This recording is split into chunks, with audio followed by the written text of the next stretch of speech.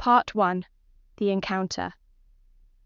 Elise Vance was, by any objective measure, a walking, talking testament to the concept of blunt force.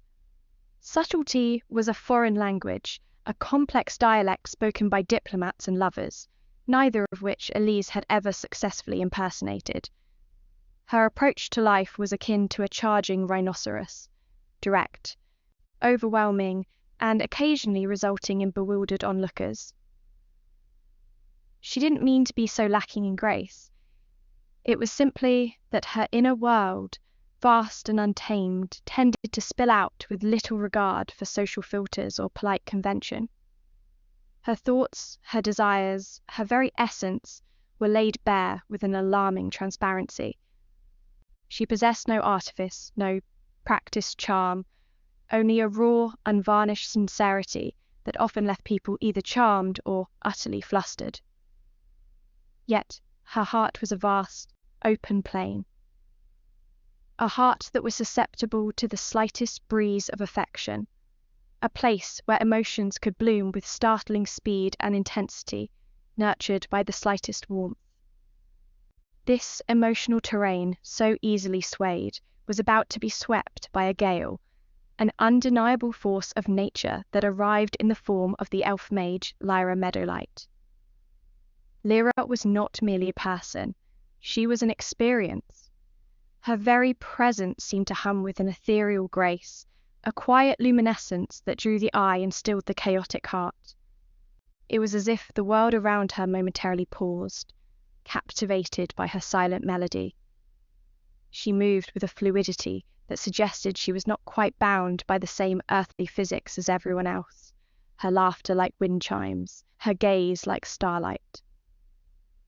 The instant Elise's eyes met Lyra's across the bustling, sun-drenched piazza, a vibrant hub of merchants hawking their wares, children chasing pigeons, and the general cacophony of everyday life, something shifted within Elise.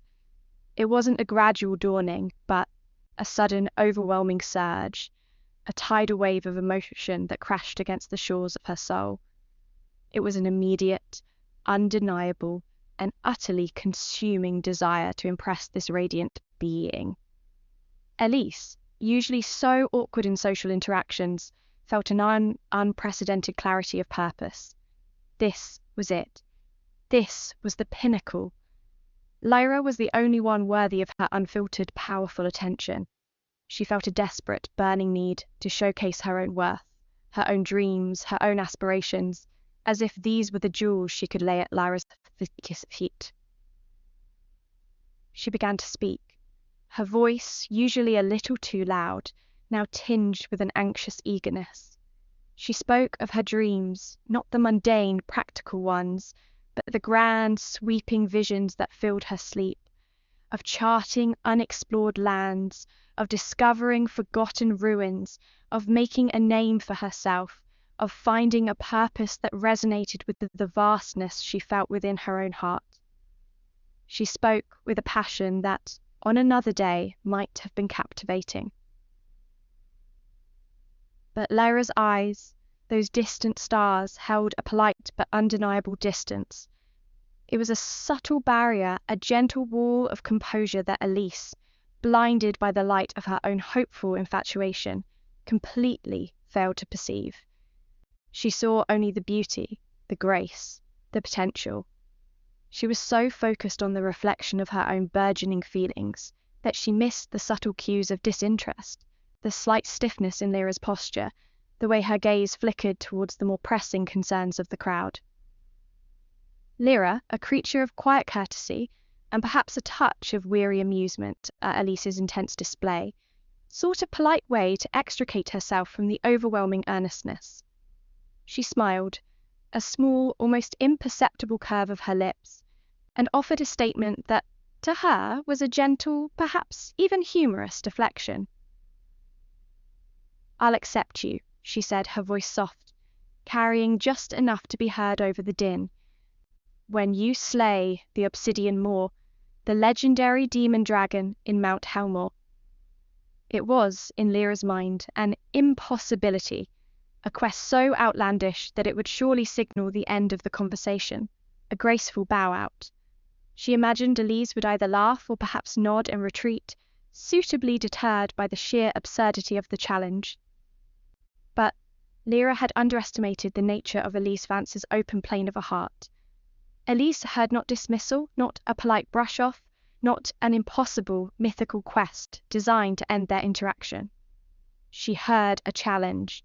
She heard a solemn vow. She heard a path. A definitive, tangible goal that, if achieved, would surely bridge the distance between her own fervent heart and the ethereal grace of Lyra Meadowlight. Her infatuation had not merely blinded her, it had rewired her perception. Every word Lyra spoke was filtered through Elise's desperate hope, landing not as a polite rejection, but as a sacred decree, a divine commission. In that moment, Lyra Meadowlight became not just an object of affection, but the harbinger of destiny. Elise, her mind alight with newfound purpose, felt a surge of resolve so powerful it pushed aside all doubt, all fear, all the mundane realities of her utterly unremarkable life. She didn't just hear the words, she believed them with every fibre of her being. The quest was set. The path was clear. Lyra's heart, she was now certain, was hers for the taking, provided she could conquer a dragon. Part 2. The grinding begins. However, the stark, unvarnished reality of her self-imposed quest descended upon Elise Vance not like a gentle dawn, but with the blunt, concussive force of a goblin club wielded by an exceptionally clumsy ogre. The romantic vision of herself, clad in shining armor, a valiant hero rushing towards Lyra Meadowlight's adoring gaze, evaporated faster than dew on a hot forge.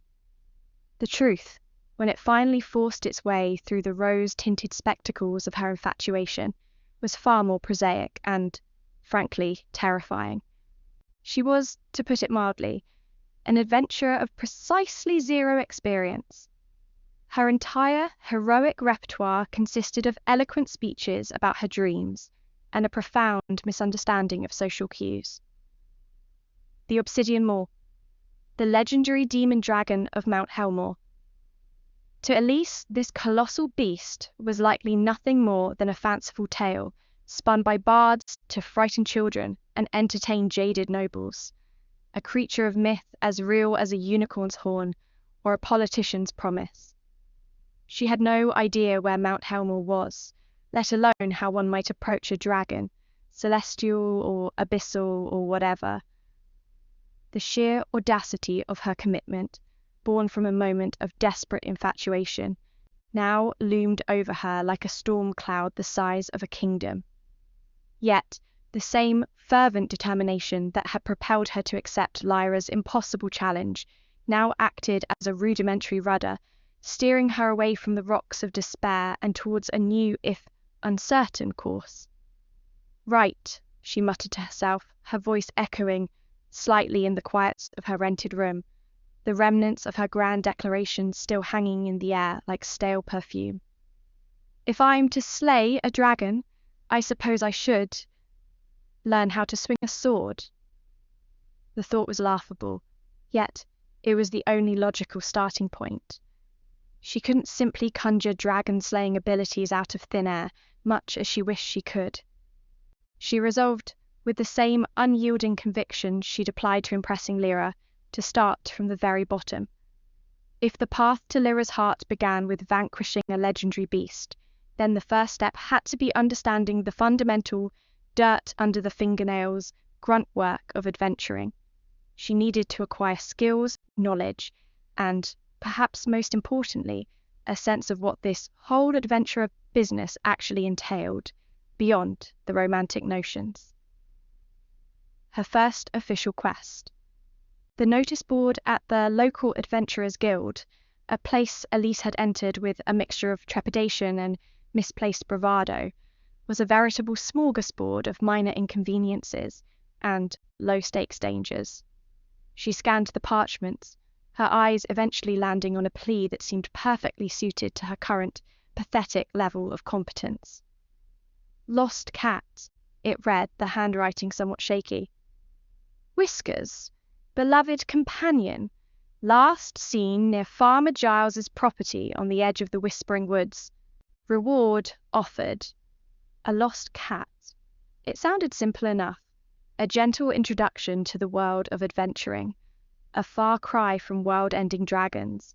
It was a task that required observation, a bit of tracking, and perhaps some gentle coaxing.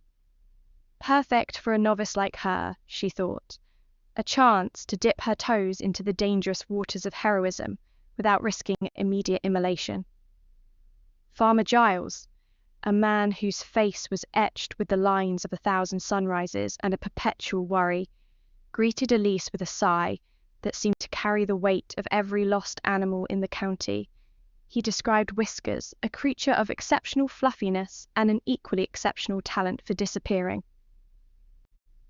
He's a good cat, mind you, Giles insisted, wiping his brow with a calloused hand. Just got a mind of his own, likes to explore.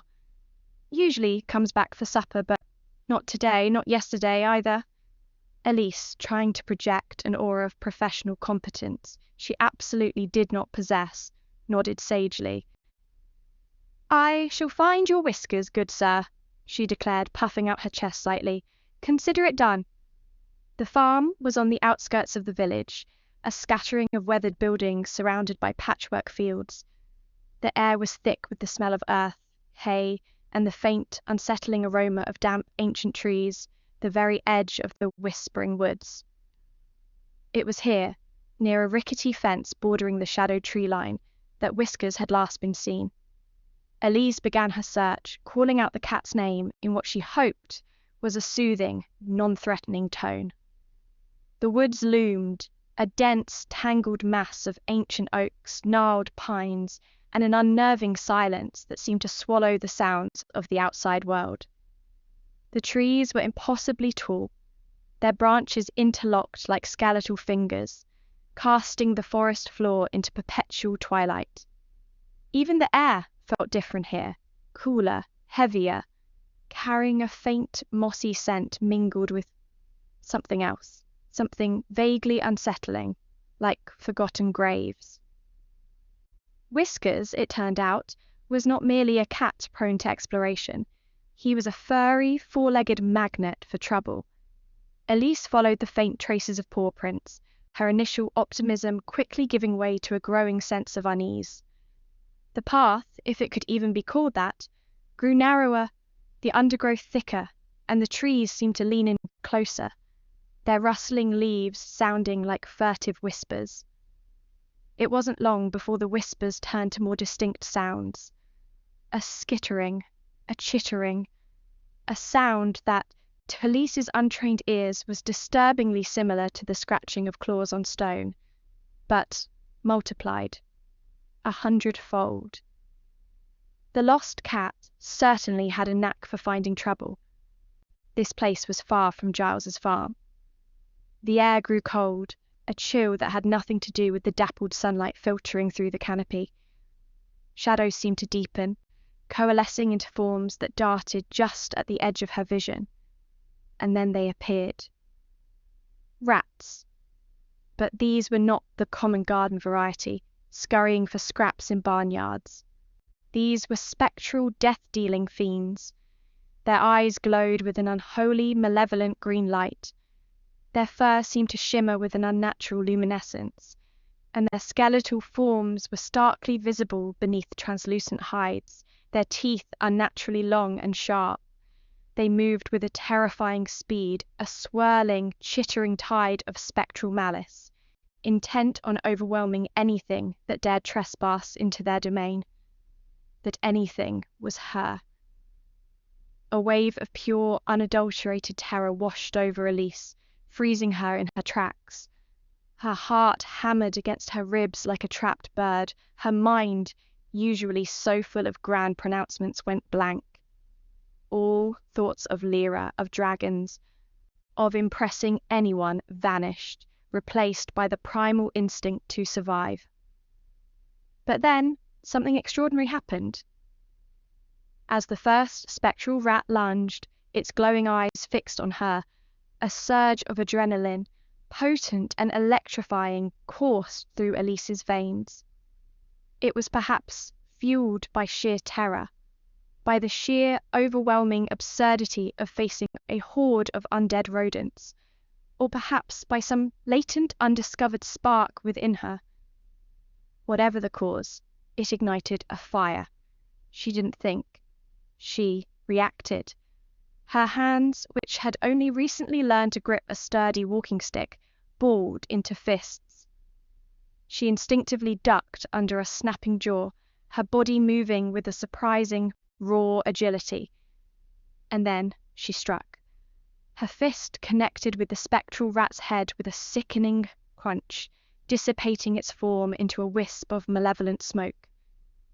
Astonished by her own action, she swung again and again, each blow fueled by a desperate energy. She didn't even feel the pain of punching hardened bone. She pummeled the death rats into dust, her awkward movements becoming surprisingly effective and more practiced. She was getting good at this. In the ensuing chaos, the frantic dodging, the desperate blows, her foot caught on something uneven. She stumbled, tumbling forward, and her hand landed not on soft earth, but on something cold, hard, and impossibly smooth. Pushing herself up, she found herself at the entrance of a hidden alcove, obscured by thick moss and trailing vines. And there, leaning against the damp stone wall, was not a treasure chest or a lost artifact, but a sword. It was magnificent, ancient. Its blade seemed to shimmer with an inner light, inlaid with intricate runes that pulsed faintly. The hilt was wrapped in worn leather, perfectly molded to fit a hand. As Elise, forgetting entirely about the spectral rats now scattering, her adrenaline still coursing through her, reached out and tentatively grasped the hilt. A profound power thrummed through her, a vibrant energy that resonated with her very bones.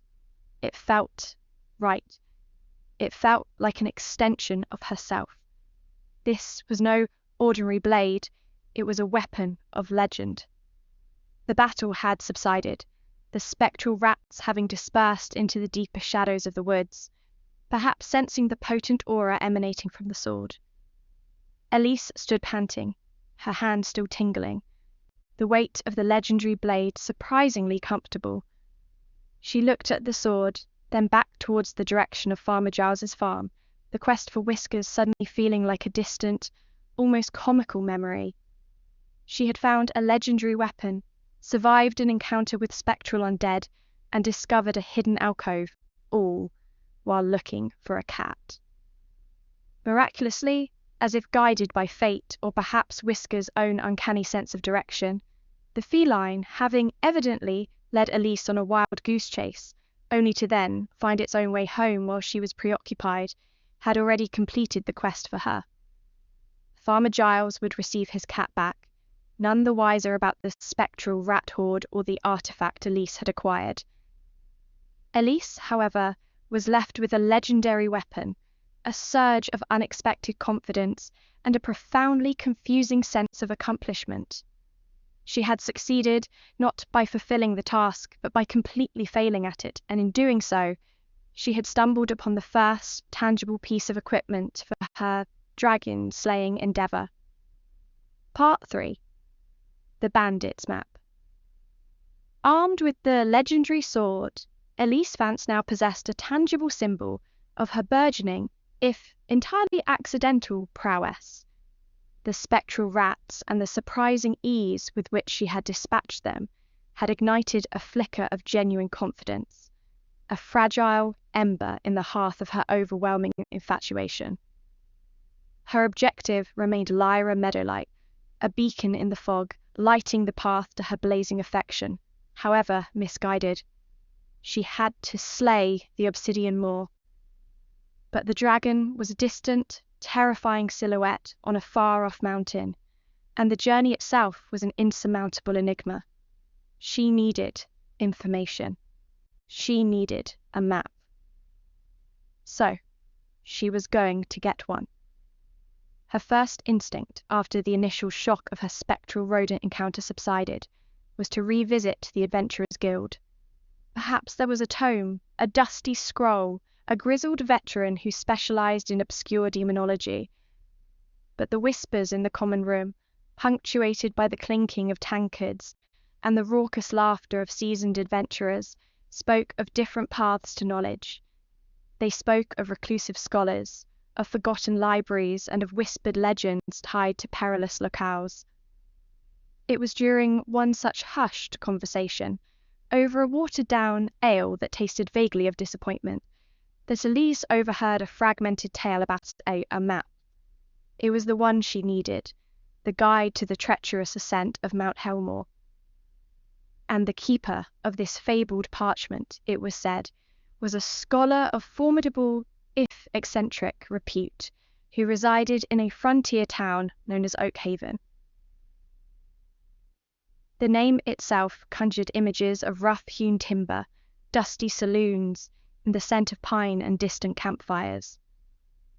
A frontier town, poised on the edge of the wild, was precisely the sort of place where such a scholar, seeking solitude or perhaps rare components for his research, might choose to make his home.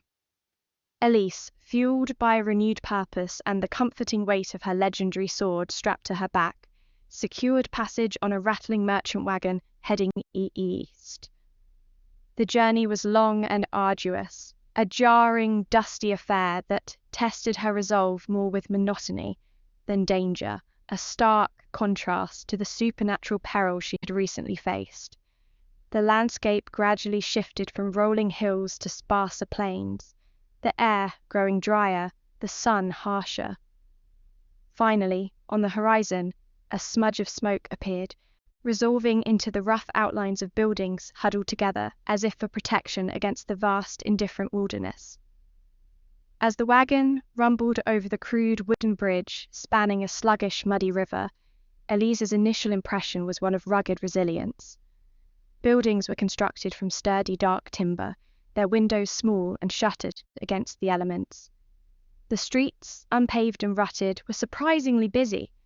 Merchants hawked their wares, blacksmiths' hammers rang out, and the general clamour of commerce filled the air. It was exactly the kind of place where one might find both trouble and the information needed to navigate it. But as Elise dismounted, her eyes, sharp and newly attuned to danger, noticed an undercurrent of fear. The usual boisterousness of a frontier town felt muted, replaced by hushed conversations and furtive glances towards the town's perimeter. The townsfolk wore expressions of grim apprehension, their shoulders hunched, their movements hurried. Her relief at finding the town quickly dissolved into alarm. The air, moments before filled with the mundane sounds of a working settlement, was suddenly rent by a horrifying cacophony, shouts of panic, the clang of steel on steel, the desperate cries of men and women. From the dusty streets leading into Oakhaven, a tide of rough-looking figures poured in, bandits, their faces contorted with aggression, their weapons glinting cruelly in the sunlight. They were clad in mismatched armor, brandishing axes, swords, and crude spears. Their leader, a hulking brute with a scarred face and a cruel sneer, bellowed orders, his voice a guttural snarl that promised violence and plunder. The town guard, meager in number and clearly outmatched, were quickly overwhelmed, their defenses collapsing like dry twigs. Chaos erupted, civilians scattered, seeking any semblance of shelter behind overturned carts or sturdy barrels. The scene was one of brutal efficiency, the bandits moving through the streets with practiced ruthlessness, their intent clear: pillage and subjugation. Elise, who had only moments before been contemplating how to ask for directions, found herself frozen, not by fear this time, but by the sheer, visceral injustice of the scene. The memory of the spectral rats, of her own surprising capacity to fight back, surged within her. Her hand instinctively went to the hilt of her sword. She was an adventurer, wasn't she? This was precisely the sort of unruliness that adventurers were meant to confront. Right. She just had to pretend that they were bigger rats. Without a conscious thought, driven by an instinct honed by her recent, terrifying skirmish in the Whispering Woods, Elise moved. She didn't plan. She reacted. As the bandit leader shoved a terrified shopkeeper to the ground, Elise drew her legendary sword. The ancient blade seemed to hum with anticipation, its runes glowing softly. "Hey!" she yelled, her voice surprisingly steady, cutting through the din. The bandit leader turned, a flicker of surprise giving way to a contemptuous smirk. He saw not a seasoned warrior, but a lone, oddly dressed woman with a fancy sword. He motioned dismissively to a pair of his men, expecting them to deal with her swiftly. But they underestimated Elise. They underestimated the power of the sword. And they grossly underestimated the raw, unbridled desperation she carried. Her movements were not elegant, not refined, but they were decisive. She parried a wild axe swing with an unnatural ease, the force of the blow absorbed by the enchanted steel. She sidestepped a clumsy lunge, bringing her sword down in a vicious arc that forced a bandit to drop his weapon and clutch his arm. Her previous encounter with the spectral rats had, in a strange way, prepared her for this onslaught of chaotic violence. She moved with a ferocity she hadn't known she possessed, a whirlwind of unexpected competence.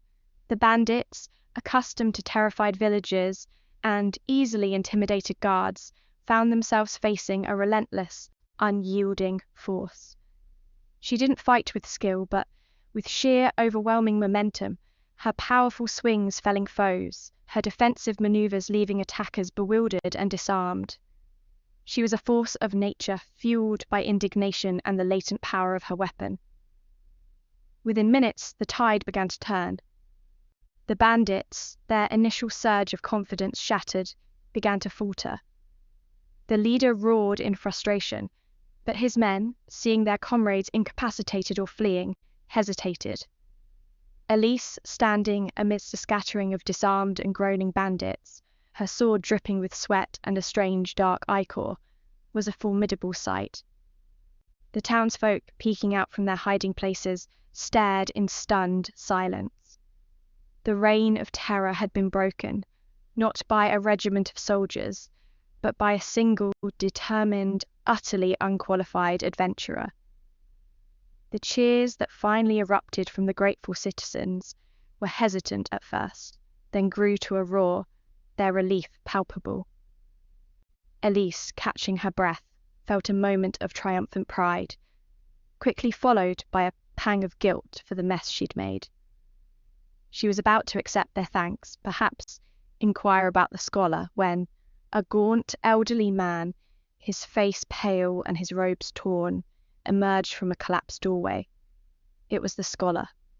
He pointed a trembling finger, not at Elise, but towards the fleeing remnants of the bandit horde.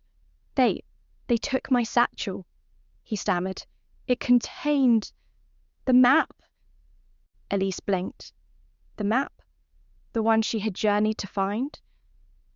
Her heart sank. All of that fighting, all that heroism and the object of her quest had been snatched away by the very brigands she had just defeated. But the scholar, seeing Elise's frustrated gaze, decided to point her in the right direction. In his mind, he was terrified at the girl before him and opted for her to hasten her quest and leave him alone. "They went that way," he croaked, pointing towards a less traveled trail leading into the hills. "Towards the old caves. They often use them as a temporary hideout.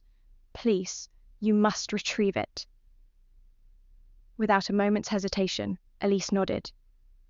The quest for the map had just taken a very literal turn. She tracked the fleeing brigands, her legendary sword now a symbol of her relentless pursuit. The trail was marked by dropped loot and signs of haste, evidence of their panicked retreat. She found their makeshift camp hidden within a series of shallow caves, the bandits arguing amongst themselves, their leader attempting to restore order. The confrontation was, if anything, even more anticlimactic than the defense of Oakhaven. The bandits, demoralized and disorganized after their defeat, were no match for Elise's renewed ferocity and the unearthly power of her blade. She dismantled their operation with an efficiency that surprised even herself, her every move precise, her strikes decisive.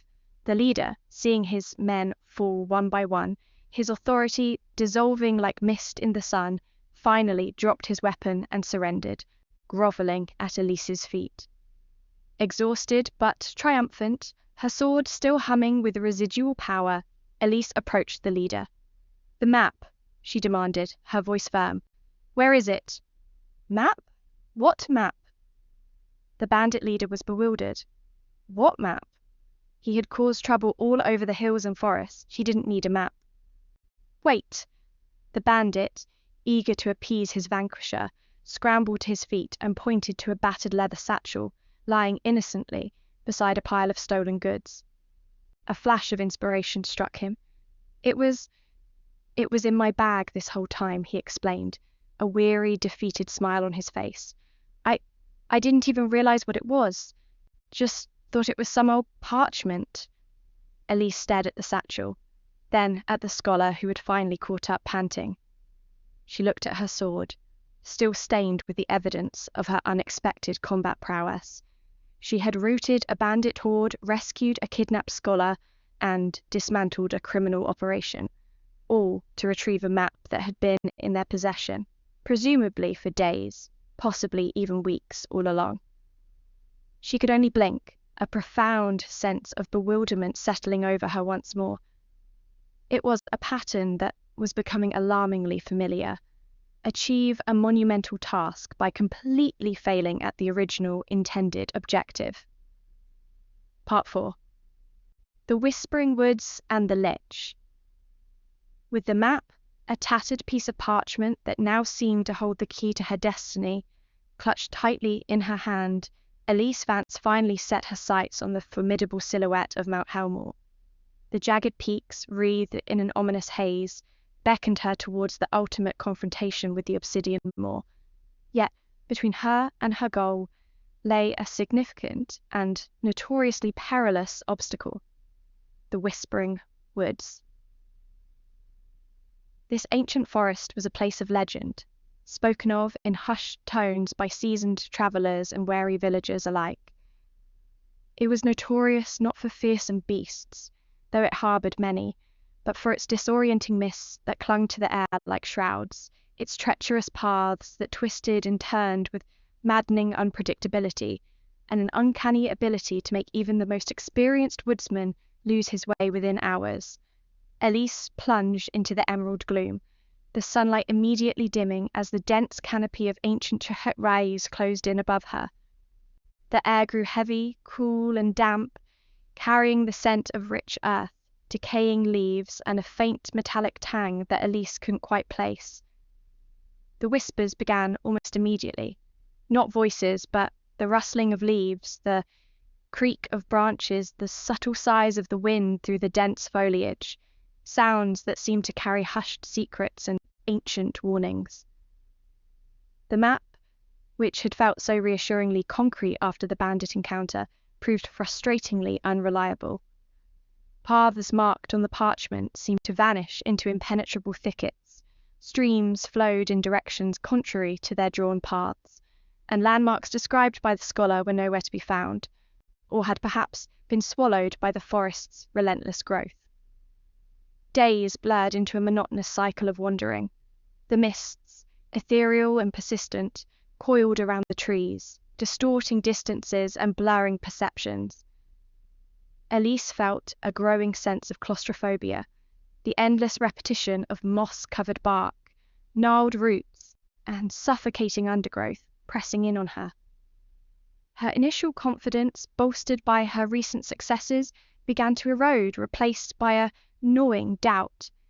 Had she misinterpreted the scholar's directions? Was this map a trick? Or was the Whispering Woods simply too much for even her newfound, albeit accidental strength to overcome? Her legendary sword felt heavy on her back, its power a dormant force, unable to guide her through this labyrinth of nature's own making. Exhausted, disheartened, and thoroughly lost, Elise stumbled upon a narrow fissure in a moss-covered cliff face. It was barely visible, obscured by thick hanging vines and a cluster of ancient, twisting roots. Seeking shelter from a sudden, chilling downpour that turned the already sodden ground into treacherous mud, she pushed aside the foliage and stepped into the darkness. She braced herself for a damp, cramped refuge, perhaps a bear's den or a forgotten badger hole. Instead, she found herself in a vast, echoing cavern. The air was dry, unnaturally still, and carried a faint, cloying scent of dust and something ancient, like forgotten incense. As her eyes adjusted to the gloom, illuminated by faint phosphorescent moss clinging to the walls, she saw it. Not a tomb, as she might have expected in such a hidden place, but a lair. It was grand, filled with ornate yet unsettling furnishings. Strange symbols were carved into the stone walls, pulsing with a faint, malevolent energy, and seated upon a throne carved from obsidian was its inhabitant. A lich, an ancient, all-powerful undead sorcerer, his desiccated form clad in tattered robes, his skeletal fingers resting on the armrest of his throne, his eyes, 2 points of cold, malevolent light burning within empty sockets, fixed upon Elise. Time seemed to stand still. The lich had seen millennia pass. A lost adventurer was but a fleeting nuisance, an insect caught in his ancient web. Elise's first instinct was primal fear. This was no spectral rat. This was a creature of immense, terrifying power, a being whose very existence spoke of corruption and dominion over death. This guy probably summoned spectral rats in his spare time. She braced herself for a difficult battle, picturing the epic struggle that would surely ensue, a true test of her mettle and her blade. She gripped her sword, its familiar thrumming a small comfort against the overwhelming dread. But to her profound shock, as the lich slowly rose from his throne, his voice a dry rasp that echoed with the weight of centuries, a strange calm descended upon her. Her newfound prowess, amplified by the legendary sword, felt not just present, but heightened, almost eager. It was as if the sword itself recognized the ancient dark power before them, and summoned with a power that could counter it. The lich unleashed a torrent of dark magic, the spectral energies coalescing into bolts of shadow and bone. Elise reacted instinctively, her body moving with a speed and agility that surprised even herself. She ducked under a searing beam, the air crackling where it passed. She parried a spectral blade with her sword, the impact sending a shockwave up her arm, yet the enchanted steel held firm. The lich, accustomed to terrorizing mortals and crushing lesser beings with ease, found himself facing an opponent who moved with an uncanny grace, whose blade seemed to cleave through his darkest spells. The fight was not the drawn-out, agonizing ordeal Elise had anticipated.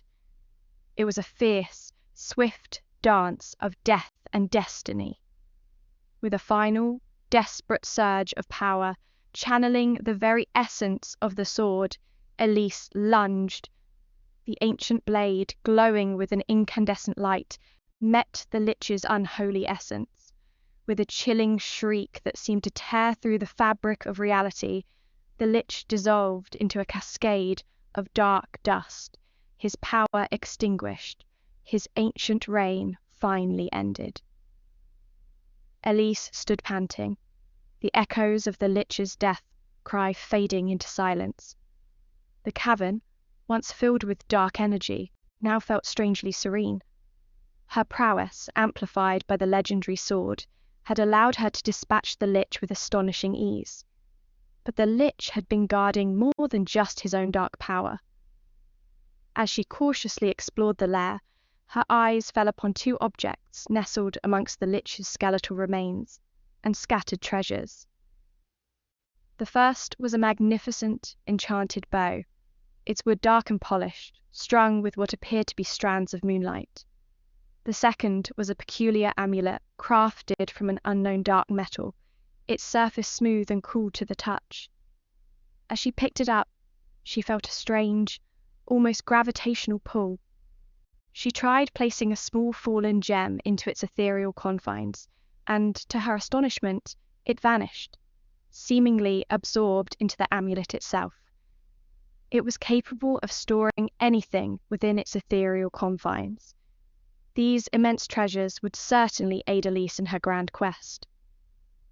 As she examined the cavern walls further, her hand brushed against a section of stone that felt unnaturally smooth. Pushing against it, she felt a faint click. A hidden passage, concealed behind a cleverly disguised stone slab, revealed itself. It was dark, but a faint, promising draught of fresh air wafted from within. Stepping through, she found herself on a narrow, upward-sloping path that led out of the whispering gloom of the woods, directly towards the imposing, smoke-wreathed silhouette of Mount Helmore. The Lich had been a gatekeeper, guarding not only his own demise, but also the path forward, and the tools she would need for the trials ahead. Part 5. The Dragon Slayer's Horde. Mount Helmore lived up to its hellish moniker. As Elise Vance emerged from the hidden passage, the oppressive, whispering gloom of the woods gave way to a searing, volcanic landscape. Jagged peaks, like the broken teeth of some colossal beast, clawed at the sky, spewing plumes of acrid smoke that painted the horizon in hues of orange and black. The air, thick with the scent of sulphur and brimstone, vibrated with the terrifying symphony of draconic roars that echoed through the desolate canyons. This was the heart of danger, the legendary domain of the Obsidian Moor, and Elise, heart pounding a frantic rhythm against her ribs, was finally ready to face it. Her legendary sword felt like a living thing in her hand, humming with a power that seemed to resonate with the mountain's own volatile energy. The enchanted bow felt balanced, a silent promise of ranged devastation, and the amulet, nestled against her chest, pulsed with a subtle warmth, a secure repository for whatever trials lay ahead. The ascent was a brutal, unforgiving proving ground. The paths were treacherous, winding over obsidian-like rock that shimmered with heat, through fields of steaming vents that hissed and spat molten rock, and across chasms spanned by precarious, wind-battered bridges. And then came the dragons. They were not merely beasts, they were elemental forces given form, each a unique manifestation of the mountain's destructive power. The first was a behemoth of molten rock and flame, its scales glowing like embers, its breath a torrent of liquid fire that melted the very stone around it.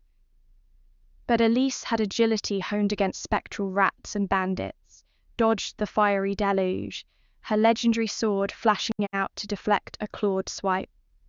She found her rhythm, the bow proving invaluable for drawing out dragons from their lairs, or landing, telling shots while she navigated the treacherous terrain. She learned to anticipate their movements, to exploit their weaknesses, her skills sharpening with each desperate encounter. Next came a worm of shadow and ice, its scales shimmering with frost, its roar a chilling gale that froze the air. It swept down with unnerving speed, its attacks a blinding flurry of icy shards and razor-sharp talons. Elise, with the amulet's storage capacity still a novel but increasingly useful feature, found she could quickly snatch up the smaller threats or even incapacitated lesser beasts she slayed, clearing the path ahead and focusing her attention. She used the enchanted bow to pepper the ice dragon with arrows, its enchanted shafts finding purchase even through its frigid hide. She then closed the distance, her sword a blur against the icy onslaught, the enchanted metal resisting the biting cold. Further up, she encountered a creature of pure, unadulterated lightning, its scales crackling with raw energy, its eyes like twin bolts of azure fury. The air around it hummed with static, and every movement sent arcs of electricity dancing across the mountain slopes. This battle was a dance of calculated risks, Elise using the terrain to her advantage, timing her attacks between the dragon's devastating electrical discharges. She found that the amulet could even absorb some of the ambient magical energy, a small but welcome advantage. Each victory was hard won, leaving Elise battered, bruised, and exhilarated. She had faced scaled titans, fire breathers, frost wielders, and creatures born of pure elemental chaos. She battled and defeated numerous dragons, each more formidable than the last, their roars fading into the guttural groans of defeat. The mountain itself seemed to tremble with the aftermath of these titanic clashes. But as she stood amidst the carnage of her latest victory, the air still thick with smoke and the stench of dragon blood, a gnawing uncertainty began to creep in. She had slain many dragons, powerful creatures of myth and legend. But she had a new challenge. Which one was the Obsidian Maw? The legends spoke of a singular legendary beast, the demon dragon, yet the mountain was teeming with its kin, all bearing the hallmarks of immense power and destructive potential. The task felt immense, overwhelming. How could she possibly identify the one true Obsidian Maw among so many equally terrifying draconic adversaries? The thought of having to search for another, perhaps even more elusive beast, sent a wave of weariness over her. She had endured so much, fought so bravely, and now the final hurdle seemed to be an impossible riddle. Her determination, so recently rekindled, flickered under the weight of this doubt. Was this the end of her quest? A failure born not of cowardice, but of an impossible, ill-defined goal? Then, as she surveyed the field of fallen behemoths, her gaze fell upon the peculiar amulet still warm and young against her skin. Recalling its strange properties, the way it had seemed to swallow the small gem she had tested it with in the Lich's lair, a pragmatic, almost absurd solution began to form in her mind. Lyra had asked her to slay the Obsidian Maw.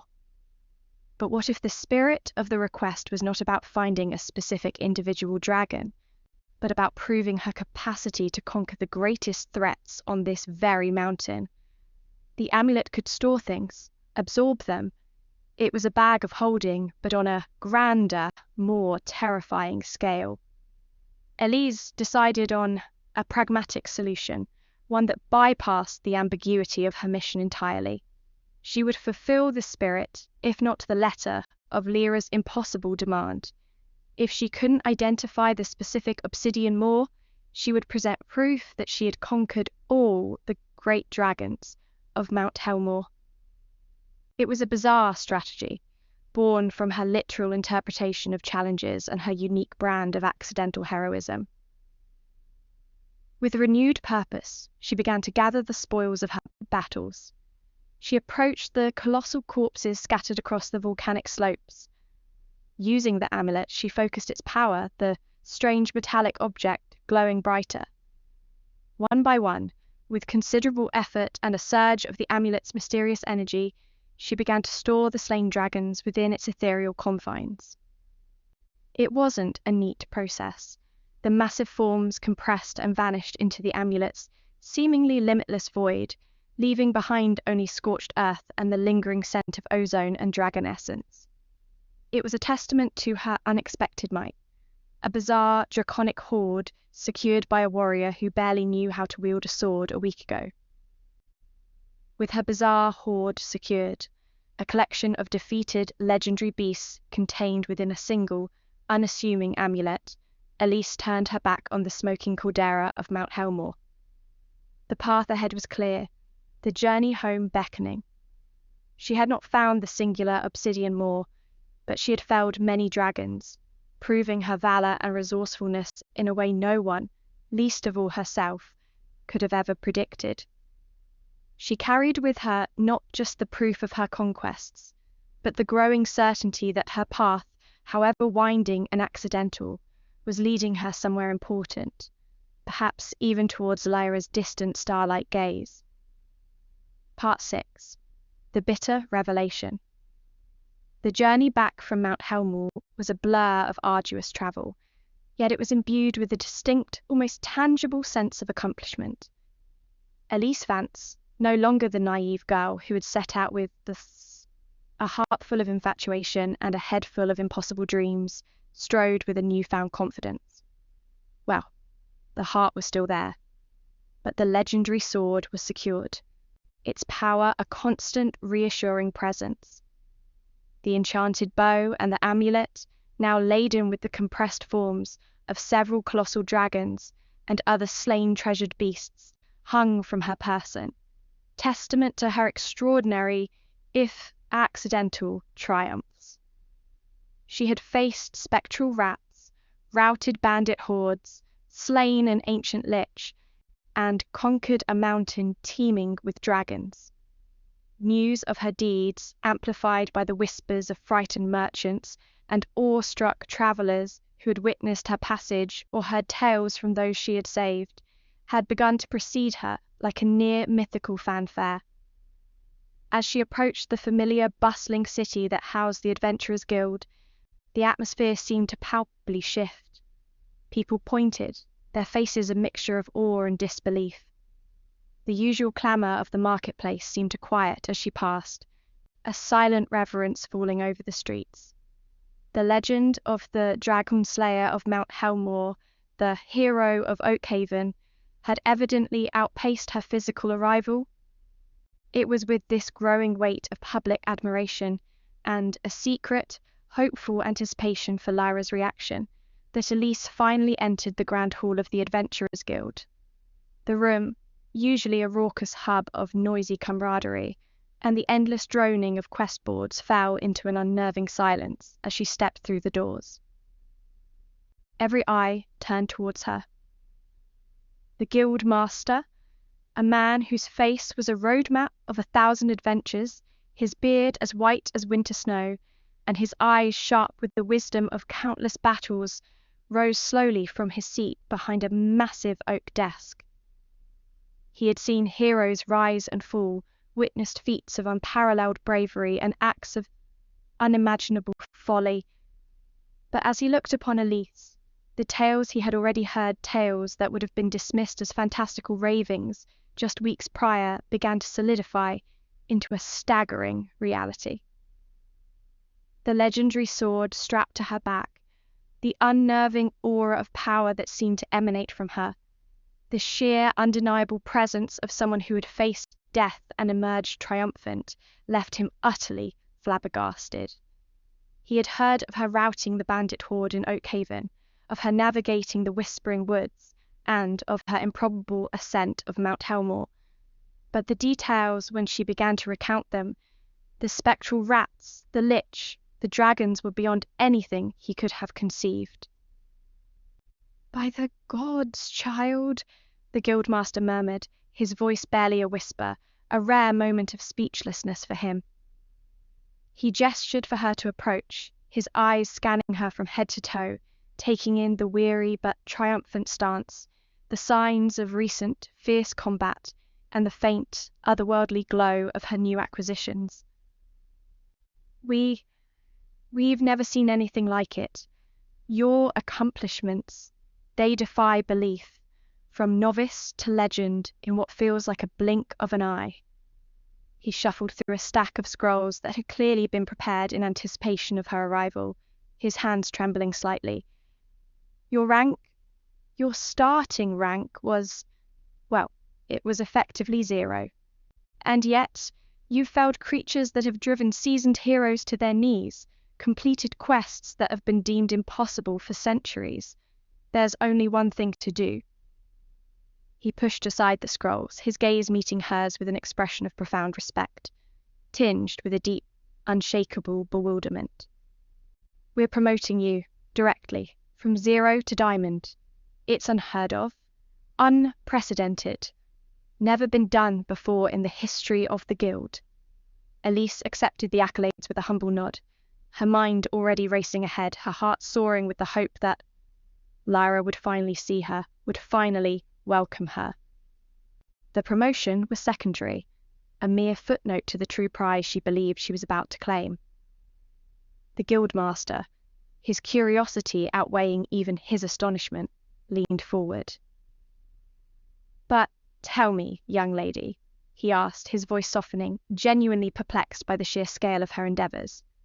Why did you undertake such perilous, world-saving quests? A dragon, a lich? These are not tasks for the faint of heart, nor for those seeking mere glory. What drove you to such extraordinary, such frankly suicidal lengths?" Elise's heart swelled. This was it, the moment she had dreamed of. Her face, usually prone to awkward blushes, beamed with an earnest, radiant pride. She clasped her hands together, her gaze fixed on some distant point, seeing not the dusty Guildhall, but the vision of Lyra Meadowlight. "I did it all for Lyra Meadowlight," she confessed, her voice ringing with a clarity and conviction that silenced the entire hall. I wanted to win her hand. I heard she admired strength, and so I became strong. I wanted her to see me, to notice me. I did it all for her." The Guildmaster's expression, which had been alight with awe and respect, slowly, deliberately shifted. The wonder in his eyes was replaced by something else, a deep, profound pity that settled over him like a shroud, and the toll of having his perception of reality shattered thousands of times in a single moment. He looked at Elise, at her earnest, hopeful face, at the magnificent sword she carried, at the amulet that hinted at unimagined and unhinged power, and he knew he had to deliver a blow far crueler than any dragon's flame. He sighed, a sound heavy with the weight of years and the sorrow of difficult truths. "Ah, the elf Lyra," the Guildmaster said, his voice gentle, almost mournful. He met her gaze, his own filled with a kindness that was more painful than any harsh word. "Lyra Meadowlight." He paused, choosing his words with immense care, as if treading on fragile glass. She didn't mean for you to fight the dragon, child. She was politely rejecting you, Elise. When she said she'd accept you when you slayed the Obsidian Moor, she was using a common phrase we use round here. She never intended for you to take her words literally." Elise stood frozen. The words washed over her, not with the clarity of understanding at first. The bustling Guildhall, the murmuring crowd, the kindly Guildmaster, everything seemed to blur, to recede, as the world tilted violently on its axis. Lyra, polite rejection, an impossible condition. Her mind reeled for a second as she processed this harsh truth. She clutched the hilt of her sword, its familiar coolness a stark contrast to the heat flushing her face. The amulet, once a symbol of her incredible achievements, now felt like a heavy, useless burden, filled with the echoes of a quest undertaken for a phantom prize. She looked at the Guildmaster, his face etched with sympathy, and then she reverted back to her normal, unapologetic self. "Oh, then why did she not tell me no?" The Guildmaster was rendered speechless.